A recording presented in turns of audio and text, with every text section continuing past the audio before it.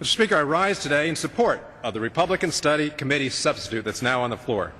This substitute amends and builds upon the great work of Chairman Ryan and the entire House Budget Committee.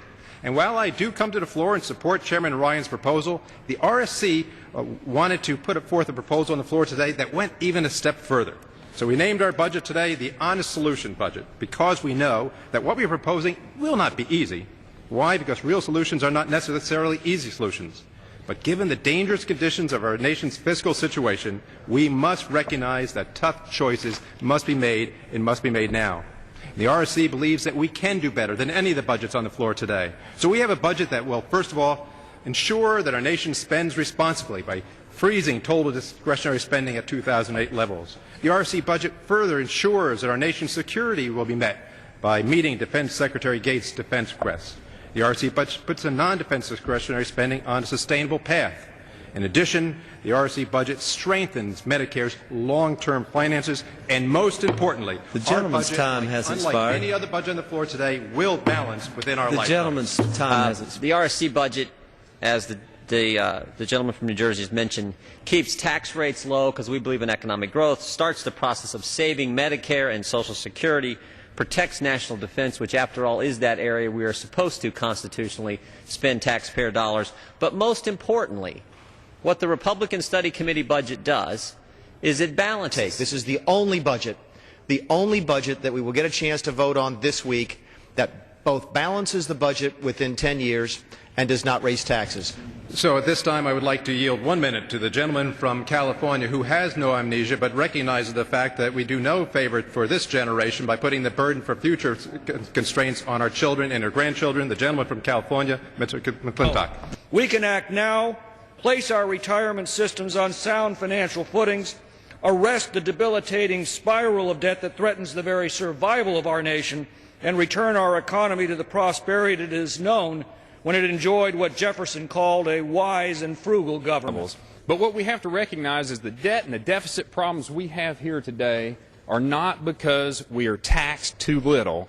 It's because we have spent too much. And let's stop the spending insanity here in Washington, D.C., and let's do what we tell the folks back home we're going to do, and let's get our fiscal house in order. I yield back, Mr. Chairman. So at this time, then, I would like to yield 1 minute to the gentleman from Virginia who recognizes the fact that the solution to all the problems in the world, as the other side may think, is not raising taxes on anyone, and certainly not raising the taxes on those who produce the jobs in this country, the gentleman from Virginia.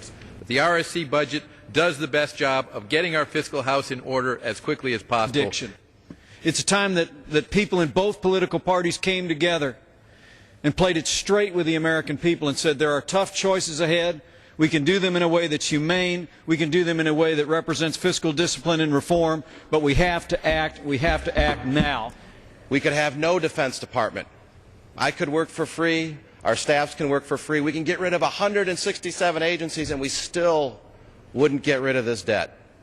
Our debt is being driven by these programs of Social Security, Medicare, and Medicaid. And the reason that is because reckless politicians who came before this new member made promises that can't possibly be kept. And so at this time I would like to yield 1 minute to the gentleman from Florida who recognizes we must keep our promises, especially to the youth of tomorrow. My friends on the other side of the aisle make quick talk about the very most wealthy. Well, unfortunately, most of those file as individuals because they own LLCs and they own S corporations, as my family does.